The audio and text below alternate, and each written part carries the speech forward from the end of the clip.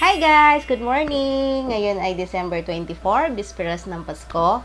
At Merry Christmas po sa inyong lahat.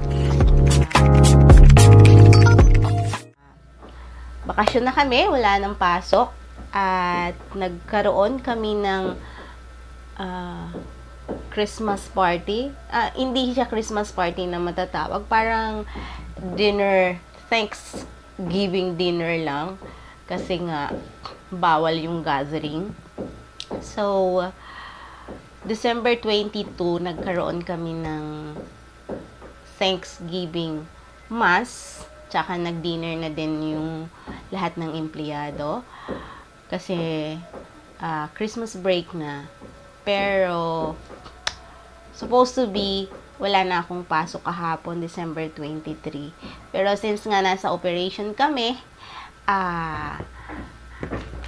yun, pumasok pa rin ako kahapon. So, kaya talaga umuwi kami sa probinsya. Doon kami nagpapasko sa sa pamilya namin. Talagang sa hometown namin. Umuwi talaga kami pag December. So, ngayon, hindi kami nakauwi. Ganito sana, nandun na kami. Kasi, usually, after party namin, Christmas break na, pareho kami na mister na wala na rin pasok. The rest of December, ang balik namin is January 4. Kaya nakakapagbakasyon kami ng Christmas doon sa aming lugar. Ngayon, dahil nga sa epidemic, hindi kami nakauwi. So, dito lang kami sa bahay. As in, sa bahay lang talaga kami kasi bawal din naman din ang gumala-gala. Although may mga pasaway na hindi nakakatiis na talagang maano pa din, nasa labas pa din sila. So, kami iwas lang sa kung ano man since nandyan pa rin talaga, nagbabadya pa din yung epidemya na to. So, nasa bahay lang kami. Hindi gaano, walang pumupunta sa amin. Mga kamag-anak ko dito sa Maynila, hindi rin sila makakapunta kasi syempre ayaw din nilang lumabas. So, well, back to our Christmas party, hindi kami masyadong matagal na stay doon kasi bawal din talaga yung bawal din yung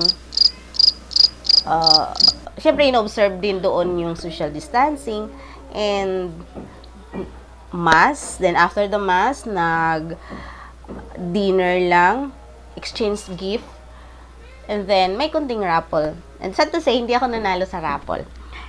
So, insert ko na lang dito later yung mga onting picture na nakuha ko doon sa during our party. And hindi syempre ako doon nakapag-video guys kasi nahihiya din naman ako magnakaw ng video doon kasi syempre for privacy reason na din naman. So, konting picture lang sisingit ko dito.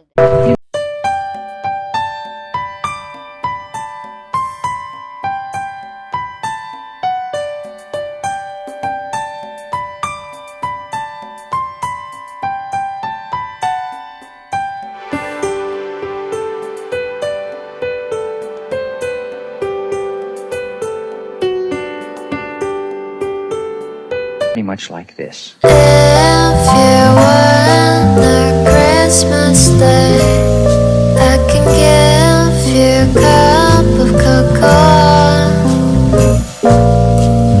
Even if it was cold, babe, don't worry, I'll be there for you. Every night I see you going down there.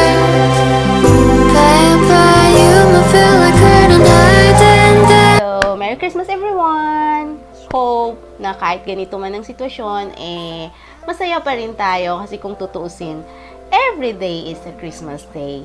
So, masaya tayo, malakas, and hopefully, sana this coming year, maibsan na yung mga hindi magandang nangyayari and sana bumalik na rin sa normal ang lahat. Yun lang talaga yung wini-wish ko na sana maging normal na ang lahat at maging normal na rin ulit ang pamumuhay ng bawat isa sa atin. So, Merry Christmas again, everyone! was cold.